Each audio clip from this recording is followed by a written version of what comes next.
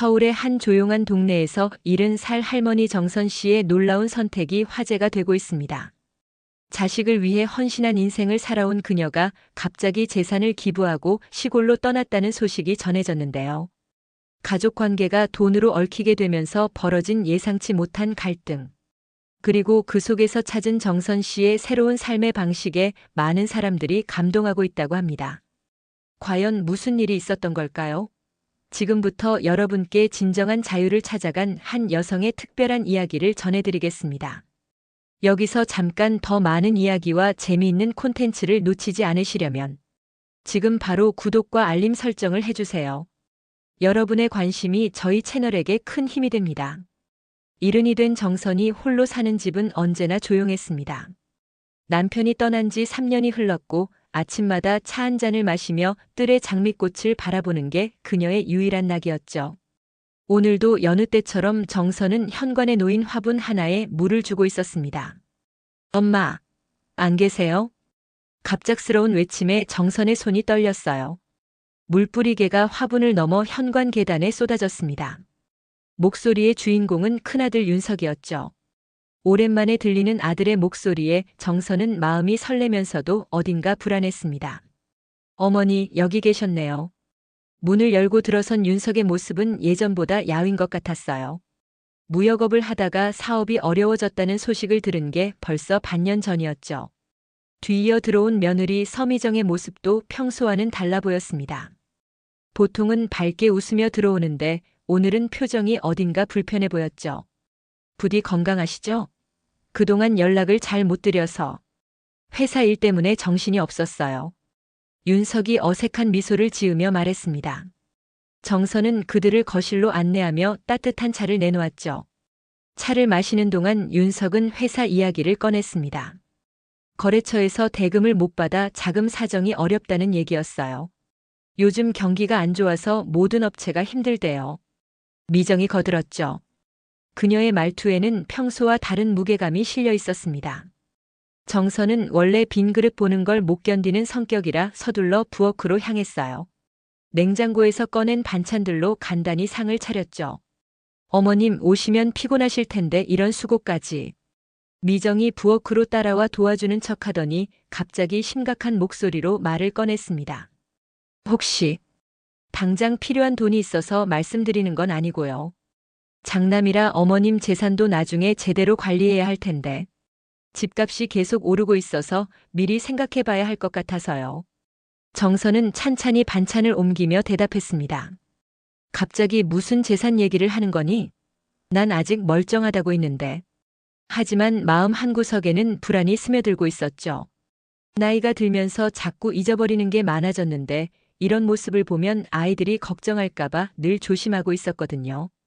오늘처럼 갑자기 찾아와서 재산 얘기를 하니 더욱 당황스러웠습니다.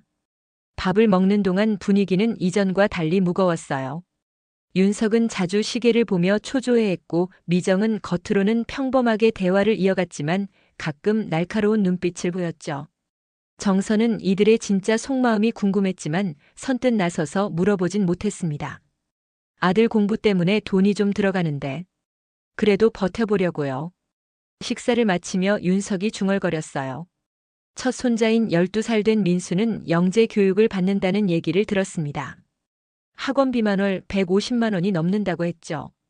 이런 얘기들이 쌓이면서 정선의 마음은 점점 무거워졌습니다. 어머니, 저희 먼저 가볼게요. 회사에 들러야 해서. 응, 다음에 또 와라. 지영이도 데리고 오고. 정선이 문 앞까지 배웅하며 말했어요. 둘째 딸 지영은 작은 출판사를 운영하며 혼자 살고 있었습니다. 언제나 어머니를 걱정하는 마음씨 좋은 딸이었죠. 윤석과 미정이 떠난 후 정선은 주방에서 설거지를 하면서 생각에 잠겼습니다. 아들이 경제적으로 어려운 건 이해했지만 재산 얘기를 이렇게 직접적으로 꺼내다니. 마음 한편으로는 섭섭했고 다른 한편으로는 불안했어요. 창밖으로 보이는 작은 화단에는 갈색빛 가을이 물들고 있었습니다. 언제부터인지 정선의 마음에도 쓸쓸한 가을이 찾아오고 있었죠. 혼자 살아가면서 느끼는 외로움을 이겨내려 애썼지만 오늘 같은 날은 더욱 절실히 느껴졌습니다. 아들도 장성했고 딸도 제 길을 가고 있는데 나는 지금까지 이 아이들을 위해 살아온 게 맞나? 그런 생각이 들면서 정선은 어느새 주변을 둘러보았어요. 남편이 심어준 매화나무, 아이들이 어릴 때 함께 그린 벽화, 곳곳에 남아있는 가족의 흔적들. 하지만 그들이 찾아오는 건 이제 1년에 몇 번뿐이었죠. 정선은 이날 밤 잠을 이루지 못했습니다. 윤석과 미정의 방문이 그냥 인사차 온 게 아님을 느꼈기 때문이죠. 재산 얘기, 경제적 어려움, 손자 교육비. 이 모든 것들이 얽히면서 그녀의 마음을 복잡하게 만들었어요. 다음 날 아침 정선은 평소보다 일찍 잠에서 깼습니다. 밤새 잠을 설친 탓인지 머리가 무겁고 몸도 힘들었죠. 따뜻한 차 한 잔으로 마음을 가라앉히고 있는데 현관문을 두드리는 소리가 들렸어요. 누굴까? 벽시계가 오전 9시를 가리키고 있었습니다. 이른 방문객에 정선은 다소 놀랐죠. 문고리를 돌리자 어제 본 것보다 훨씬 피곤해 보이는 윤석이 서 있었어요. 엄마, 오늘은 혼자 왔어요. 어제 왔다 갔는데 또? 정선이 의아해하며 물었습니다. 얼굴과 머리를 다듬지 않은 채 나타난 윤석은 낯설게 보였어요. 거실에 앉더니 그는 곧바로 본론을 꺼냈습니다. 어머니, 제가 솔직히 말씀드릴게요. 회사가 정말 위험합니다. 윤석의 목소리가 떨렸죠. 그는 얘기를 이어나갔어요. 거래처가 부도나면서 5천만 원짜리 어음이 돌아왔다는 것.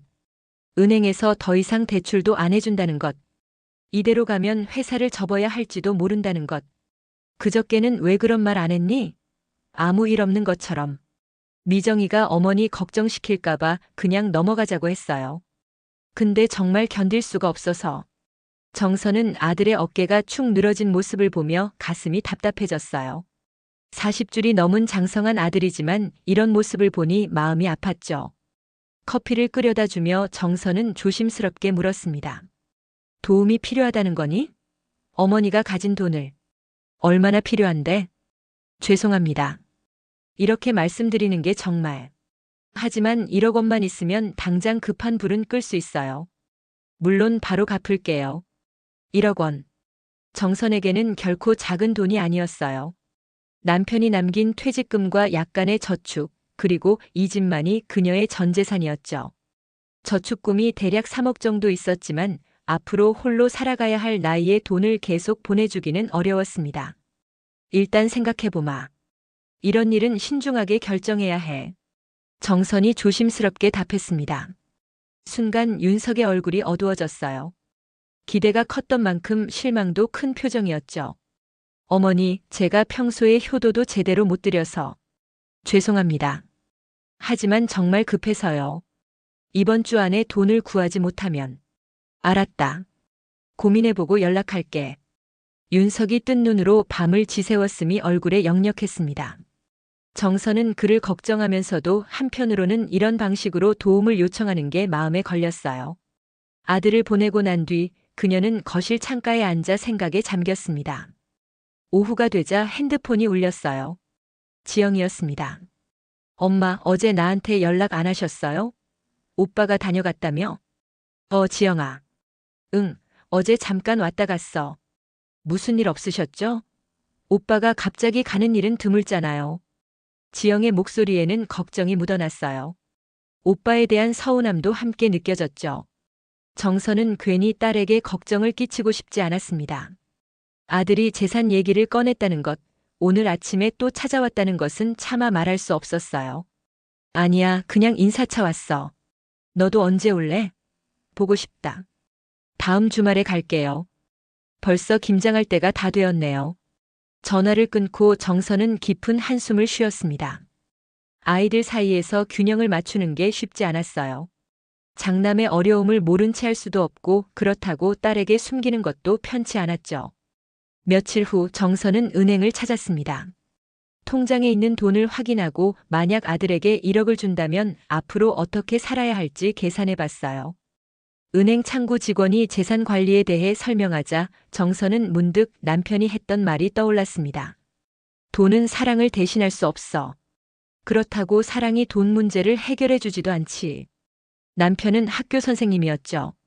평생 검소하게 살면서 가족을 위해 아끼고 또 아꼈어요. 그가 남긴 현실적인 조언들이 이런 상황에서는 더욱 무게 있게 다가왔습니다.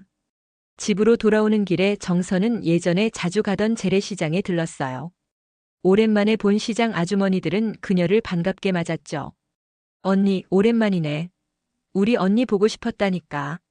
어머, 그새 또 예뻐지셨어. 아이들은 잘 있지? 시장 아주머니들과 이런저런 얘기를 나누며 정선은 잠시 마음이 편해졌어요.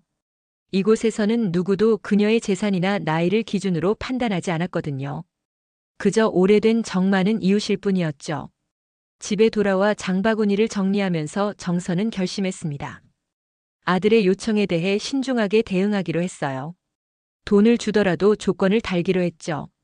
언제까지 갚을지, 이자는 어떻게 할지를 명확히 정해야 한다고 생각했습니다. 그날 밤 정선은 오래된 가계부를 꺼내 들었어요. 남편과 함께 꼼꼼히 기록해온 수입과 지출 내역들, 아이들 학비, 결혼자금, 집값, 인생의 매 순간이 숫자로 적혀 있었죠. 이제 그녀 혼자 남은 살도 이렇게 숫자로 계산해야 할까? 그런 생각이 문득 들며 쓸쓸해졌습니다. 일주일이 지났습니다. 정선은 윤석의 전화를 기다리며 불안한 마음을 달래고 있었어요. 아들은 매일 한 통씩 문자를 보내왔죠. 어머니 생각하셨나요? 급하게 결정하시라는 게 아니라 이제 답을 해줘야겠어. 정선이 전화기를 들려던 순간 초인종이 울렸습니다. 문을 열자 예상외로 미정이 혼자 서 있었어요. 40줄 초반의 미정은 평소보다 단정한 옷차림을 하고 있었죠. 어머님 혼자 계시죠? 잠깐 들려도 될까요? 들어오너라. 미정은 거실에 앉더니 둘러보며 감탄했어요. 집이 참 깔끔하시네요. 어머님 혼자 사시기엔 좀 큰 것 같기도 하고. 나야 살던 집이니까. 익숙하지. 미정은 커피를 마시며 윤석의 얘기를 꺼냈습니다. 요즘 잠도 제대로 못 자고 술도 많이 마신다는 것이었죠. 아이들도 아버지 모습을 보고 걱정하고 있어요. 민수가 성적도 떨어졌다고 학원에서 연락도 왔고요. 정선의 마음이 아팠습니다. 손자 민수에게는 특히 기대가 컸거든요. 똑똑하고 착한 아이였죠. 실은 제가 오늘 오빠한테 이야기를 좀 해보려고요. 미정이 망설이며 말을 꺼냈어요. 오빠한테? 여동생이어서 그런가. 지영이는 형편이 좋다고만 하더라고요. 출판사도 잘 되고 광고 일도 하고. 아무래도 오빠는 더 여유가 있을 것 같은데. 정선은 미정의 말을 듣고 있었지만 뭔가 이상했어요. 지영이가 윤석보다 형편이 좋다는 건 들어본 적이 없었거든요. 작은 출판사는 늘 빠듯하게 운영되고 있었고 광고 일도 가끔씩만 맡는다고 알고 있었죠. 미정아, 지영이는 그렇게 여유롭지 않아. 어머님이 아시는 게 다가 아닐 수도 있어요. 요즘 젊은 애들은 부모한테 다 말하지 않잖아요. 화장실에 다녀오겠다며 미정이 자리를 뜬 사이 정선은 문득 불안한 느낌이 들었어요. 너무 오래 갔다 와서 찾아보니 미정은 정선의 방에 있었습니다. 서랍장 앞에서 서랍을 열어보고 있었죠. 왜 거기 있니? 정선의 날카로운 목소리에 미정이 깜짝 놀랐어요. 아, 어머님. 화장실에서 나오니까 문이 열려 있어서. 혹시 통장을 찾으시나 해서요. 통장은 내가 알아서 찾아. 정말 죄송해요. 제가 너무 예의 없었네요. 어머님 저축이 얼마나 되는지 궁금했거든요. 사실 은행에 가면 다 알 수 있는 건데. 미정의 변명은 점점 이상해졌어요. 정선은 마음속에서 뭔가 무너지는 소리를 들었죠. 이런 식으로 자기 방을 뒤지다니. 신뢰라는 게 종이처럼 얇은 것이었나 싶었습니다. 오늘은 그만 돌아가렴. 어머님, 윤석이한테도 전해줘. 다음 주말에 지영이 오면 상의해서 연락하겠다고. 미정이 떠난 후 정선은 서랍장을 다시 정리했어요. 통장, 도장, 보석함. 모든 게 제자리에 있었지만 마음은 어지러웠죠. 며느리가 이런 행동을 할 줄이야. 복잡한 마음을 추스르려 정선은 산책을 나섰습니다. 공원을 돌며 나무들을 바라보니 조금 진정됐어요. 그때 옆에서 목소리가 들렸죠. 엄마, 어머님? 정선 선생님. 돌아보니 예전에 가르쳤던 제자 상준이가 있었어요. 지금은 변호사가 되어 서울에서 일한다던 상준이었죠. 어머, 상준이구나. 잘 지냈니? 방금 부모님 댁에 다녀오는 길이었어요. 선생님 오랜만이에요. 반가운 얼굴에 정선의 마음이 조금 풀렸습니다. 몇 마디 인사를 나누던 중 상준이가 조심스럽게 물었어요. 요즘 어르신들이 재산 관련해서 고민이 많으시다던데. 혹시 선생님도? 아니야. 그냥 나이가 들다 보니 다 팔팔하진 않구나. 하지만 상준이는 명함을 꺼내 건네며 말했죠. 혹시 도움이 필요하시면 언제든 연락 주세요. 재산 관리 상속 계획 같은 건 미리 준비하시는 게 좋아요. 정선은 명함을 받아들고 상준이를 배웅했습니다. 그 말이 계속 마음에 남았어요. 재산 관리 상속 계획. 지금까지 한 번도 진지하게 생각해 보지 않았던 것들이었죠. 집에 돌아와 저녁을 먹으면서 정선은 깊은 고민에 빠졌습니다. 아들의 요청에 어떻게 답해야 할지, 그리고 앞으로 자신의 재산을 어떻게 관리해야 할지. 오늘의 일로 미정에 대한 신뢰가 많이 깨졌었어요. 남편의 사진을 바라보며 정선은 혼잣말을 했습니다. 당신이 있었다면 어떻게 했을까? 아들을 도와줘야 하는 건지 아니면 이런 방식을 단호하게 거절해야 하는 건지. 밤이 깊어졌지만 정선은 쉽게 잠들 수 없었습니다. 서랍을 뒤지던 미정의 모습이 자꾸 떠올랐어요. 그동안 쌓아온 가족관계의 신뢰가 순식간에 흔들리는 것 같았죠. 토요일 아침 정선은 침대에서 일어나자마자 날짜를 확인했습니다. 오늘은 그녀의 70번째 생일이었어요. 지난해에는 아들 부부와 지영이가 모두 모여 소박하게 축하해줬었죠. 올해도 아무래도 누군가 연락이 올 거라 기대했습니다. 아침을 먹고 청소를 마치니 어느새 오전 11시가 넘었어요. 출근하기 전 지영이가 보낸 엄마 생일 축하해요 메시지만 확인창에 떠 있을 뿐이었죠. 40년 넘게 교편을 잡았는데 내 생일도 챙기지 않는구나. 정선은 쓴웃음을 지으며 거실 창가에 앉았습니다. 아들이 연락하기를 기다렸지만 점심시간이 되어도 연락은 없었어요. 오후 2시쯤 돼서야 생일 축하드려요. 회사 일이 많아서. 라는 짧은 문자만 도착했죠. 이런 상황에서 축하할 마음도 없을 거야. 정선은 아들의 현실을 이해하려 애썼지만 가슴 한편이 허전했습니다. 오랜 시간 아이들을 위해 헌신한 세월이 떠오르며 서글퍼졌어요. 저녁 6시 반 문을 여는 소리가 들렸습니다. 지영이 큰 케이크 상자를 들고 환하게 웃으며 들어왔어요. 엄마, 생일 축하해요. 미안해요. 조금 늦었죠? 어머, 지영아. 케이크까지 사왔니? 당연하죠. 엄마 70번째 생일인데. 지영은 미리 예약해뒀던 중국집에서 배달 온 음식을 차렸어요. 평소 정선이 좋아하는 짜장면과 탕수육이었죠. 촛불을 켜고 음식을 먹으며 두 사람은 도란도란 얘기를 나눴습니다. 요즘 출판사는 어때? 아직은 작지만 점점 나아지고 있어요. 지난달에 계약한 책이 잘 되면 좀 더 안정될 것 같아요. 엄마, 오빠 요즘 어때요? 그게 말이야. 정선은 잠시 망설이다가 솔직하게 털어놓았어요. 윤석의 사업 어려움, 돈을 빌려달라는 요청, 그리고 며칠 전 미정이 집에서 보인 이상한 행동까지. 미정 새언니가 서랍을 뒤졌다고요? 정말요? 지영의 표정이 굳어졌어요. 그녀는 포크를 내려놓고 심각한 목소리로 말했죠. 엄마 이상해요. 오빠도 그렇고 언니도 그렇고. 돈만 없으면 다 되는 것처럼 생각하시는 것 같아요. 그건 아닐 거야. 그냥 급한 마음에. 급하다고 해서 다 되는 게 아니잖아요. 엄마 나이도 생각하셔야죠. 그리고 이렇게 돈을 빌려주면 계속 의지하게 될까봐 걱정이에요. 지영의 말에 일리가 있었습니다. 정선도 그런 걱정을 하고 있었거든요. 한번 도와주기 시작하면 계속될 수 있다는 것. 그리고 무엇보다 가족 관계가 돈 때문에 틀어지는 건 싫었어요. 내일 오빠한테 전화해서 확실히 얘기해 볼게요. 지영은 잠시 생각하더니 조심스럽게 말을 이었어요. 엄마, 혹시 신탁 같은 거 알아보셨어요? 요즘은 많은 분들이 미리 준비하신대요. 제가 친구 중에 변호사도 있어서 물어봤었는데. 신탁? 그게 뭐니?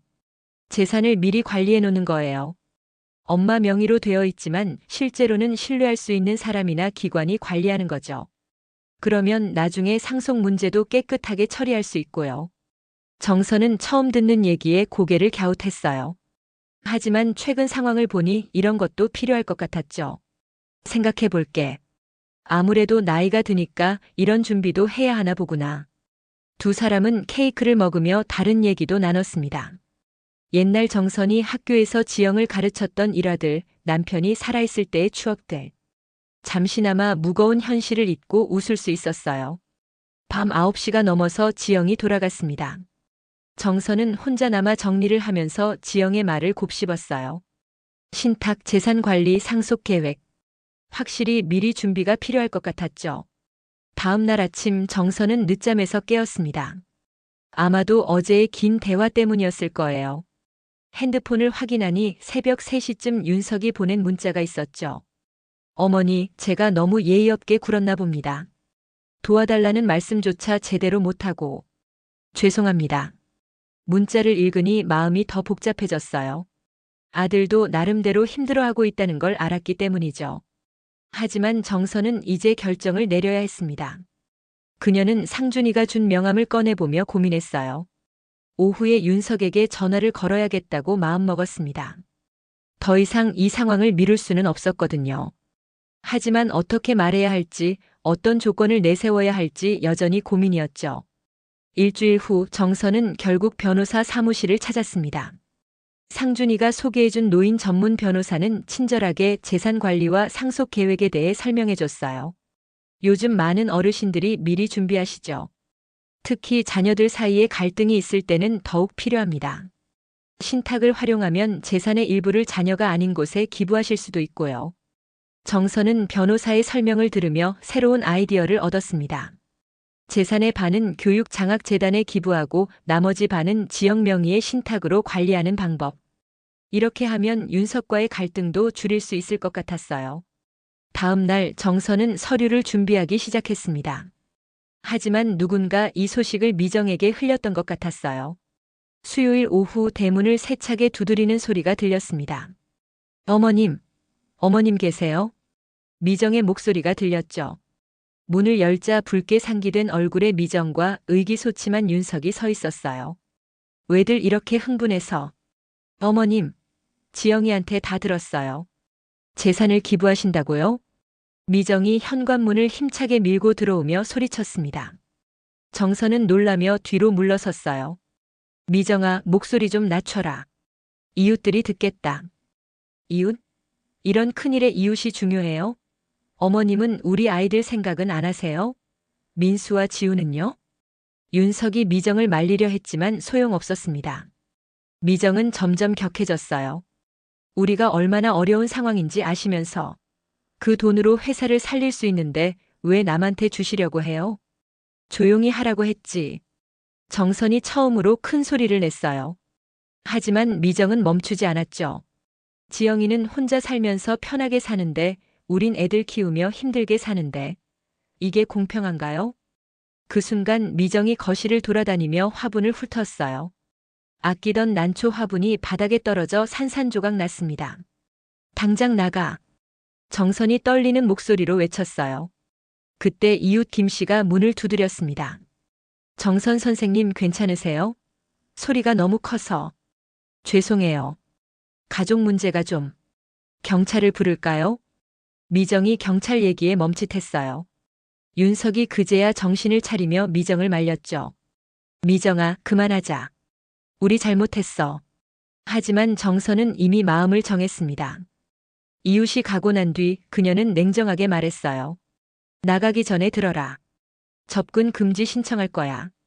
앞으로 허락 없이 집에 오면 경찰에 신고한다. 어머니, 윤석아, 너도. 지금까지 내가 어떤 모습을 보였는지 알아? 돈 때문에 어머니를 협박하는 거야? 윤석은 어이없어 했지만 아무 말 하지 못했습니다. 대신 미정이 앞장서서 쏟아냈어요. 좋아요. 우린 나쁜 사람이고 지영이만 착한 거죠?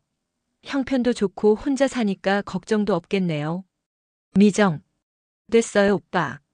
우리 강요해서 얻을 건 없어요. 두 사람이 떠나고 정선은 주저앉아 눈물을 흘렸습니다. 바닥에 흩어진 화분과 흙들이 이 가족의 현재 모습을 상징하는 것 같았어요. 50년 가까이 키운 난초가 산산조각이 된 것처럼 가족 관계도 돌이킬 수 없이 깨져버린 것 같았죠. 그날 저녁 지영에게서 전화가 왔습니다. 엄마, 오빠한테 전화 받았어요. 오늘 있었던 일 들었는데. 엄마 괜찮으세요? 괜찮다. 오히려 마음이 홀가분하구나. 이제 내 남은 인생을 좀 고요하게 살아보련다. 엄마가 걱정돼요. 혼자 계시면. 걱정 마라. 내일 변호사님 만나서 모든 절차 마무리할 거야. 정선은 다시 태어날 거다. 전화를 끊고 정선은 재산 기부에 대한 서류를 다시 확인했어요. 교육 장학금 설립, 그건 교편을 잡았던 그녀가 할 수 있는 마지막 공헌이었죠. 아이들에게 집과 남은 재산을 주려 했지만 오늘 일로 그 계획도 바뀌었습니다. 바닥에 흩어진 흙을 치우며 정선은 결심했어요. 내일부터는 진짜 새로운 삶을 살아보기로. 아이들을 위해서가 아니라 자신을 위해서. 다음 주 금요일 아침 정선은 이사용 박스들 앞에 서 있었습니다. 지영이 도와주러 와서 함께 짐을 정리하고 있었어요. 엄마, 이 그릇들은 가져가세요. 예쁘잖아요. 시골집도 작은데 다 가져갈 순 없어. 너 가져가라. 정선은 냉정하게 물건들을 골라냈습니다. 50년 넘게 살았던 집을 떠나는 것은 이미 작은 혁명이었어요. 남편과 함께 산 추억이 담긴 공간, 아이들을 키운 장소. 하지만 이제는 너무 많은 기억이 부담스러웠죠. 다음 달이면 어머니께서 빌려주신 집으로 갈 거예요. 그렇죠? 그래. 평창댁이 소개해준 시골집. 조용하고 작아서 나한텐 딱 맞더라. 그때 윤석의 전화가 걸려왔어요. 지영이 전화를 받았죠. 오빠, 지금은 좀. 네, 잠깐만요. 전화를 건네받은 정선은 짧게 응답했어요. 무슨 일이니? 어머니, 지난번 일은 정말 죄송했습니다. 미정이도 많이 반성하고 있어요. 제가 경찰서에서 상담받고 왔습니다. 접근 금지 취소해 주실 수는 없을까요? 취소는 없어. 지금부터는 내가 원할 때가 아니라 내가 필요할 때만 연락하마. 어머니, 사업이 어려운 건 알았어. 당장 2천만 원만 보내줄 테니 정말 급한 곳만 처리해라. 그 이상은 없다. 정선은 전화를 끊고 한숨을 쉬었습니다. 지영이 조심스럽게 다가왔어요. 엄마, 괜찮으세요? 괜찮다. 이제 정리는 됐어. 두 사람은 계속 짐을 정리했습니다. 오래된 앨범을 발견했을 때 정선은 잠시 손을 멈췄어요. 남편과의 결혼 사진, 아이들이 어렸을 때 찍은 사진들. 행복했던 시절의 증거들이었죠. 이건 가져가야겠어. 추억까지 버릴 순 없잖아. 당연하죠. 이건 엄마가 꼭 간직하셔야 해요. 저녁이 되자 이사짐 정리도 마무리됐습니다. 한강변 아파트는 이제 임대로 나가고 정선은 강원도의 작은 시골집으로 이사할 예정이었어요. 엄마, 내일은 잘 다녀오세요. 일주일 뒤에 제가 시골집으로 찾아갈게요. 응. 너도 건강하게 지내라. 새 출판사 책 잘 되기를 바란다. 지영이 돌아간 후 정선은 홀로 텅 빈 집을 바라봤습니다. 벽에 걸린 가족 사진만이 남아 있었어요. 모두가 웃고 있는 사진. 그때는 진짜 행복했을까 아니면 그저 보여주기 위한 웃음이었을까? 다음 날 아침 이사차가 도착했습니다. 작업자들이 짐을 실어 나르는 동안 정선은 집안을 다시 한번 둘러봤어요. 거실, 주방, 안방.